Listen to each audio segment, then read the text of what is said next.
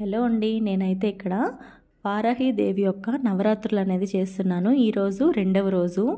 మాకు అంటే వారాహిదేవి యొక్క చిత్రపటం కానీ నెక్స్ట్ విగ్రహం కానీ పెట్టుకునే ఆనవాయితీ లేదు. అందుకే నేను గౌరీదేవిని వారాహి అమ్మవారిగా కొలుస్తూ నేను పూజిస్తున్నాను. మనం ఏదైనా పూజ చేసేటప్పుడు ముందు విఘ్నేశ్వరుని కూడా పూజిస్తాం కాబట్టి నేను విఘ్నేశ్వరుని కూడా తయారు చేసుకుని పూజించుకున్నాను. ఏమి ఉన్నా లేకపోయినా వారాహి అమ్మవారికి బెల్లం పానకం అనేది ఉండాలి. కుంకుమ, ఆమెకి రెడ్ కలర్ అంటే చాలా ఇష్టం. ఈరోజు రెండవ రోజు కాబట్టి నారికేల దీపం అనేది పెట్టుకోవాలి. ఈ నారికేల దీపం ఎందుకు పెట్టుకుంటారు అంటే మనకి ఏవైనా ఫైనాన్షియల్ ఇబ్బందులు ఉన్నా, మనకి ఏవైనా శత్రుబాధలు ఉన్నా ఇలా పెట్టుకోవడం వల్ల అవన్నీ క్లియర్ అవుతాయి అంటారు. ధూపం అనేది మట్టి దాంట్లో పెడితే ఆ తల్లికి ధూపం అంటే చాలా ఇష్టం.